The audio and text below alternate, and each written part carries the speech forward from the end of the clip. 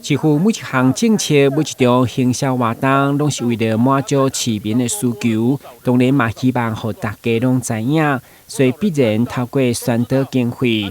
不过，议员尹爱达理表示，对2023年9688万元，到去年8441万元的执行预算，伊至于无具体内容，嘛看不出偌济人观看。要求做出效果，千万唔通沦为消化预算。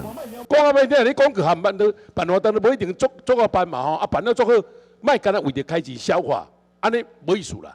哦，你著最后一单外做无好，有时要讨2万3万，逐个议员讨无，啊你咧有诶几十万开落安尼，我印象偌深刻，我上袂谅解是啥？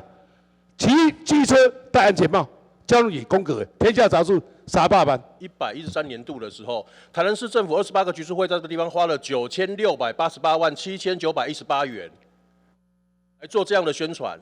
那这些宣传里面，甚至包含你们一直在讲我们抗中保台哦，结果你的政策宣传居然透过 TikTok 去投放，还有包含这些执行的内容，它是没有具体内容的，或者是直接讲说我这个平台哦有多少的这个发行量。发行量是什么？发行量我印爽了就好了。到底有多少人看到？这才是我们要注意的要点嘛。我知道市府团队里面的可能公务员他们自己的做法跟心态有些不一样，我会详细再要求下去。拜托了，不要明年又继续再拿这个问题出来讲，好不好？议员表示，每一笔市预算拢是市民的花汗钱，因为义务为每一笔钱开得有效果来把关。当然，新闻军籍张守维采访报道。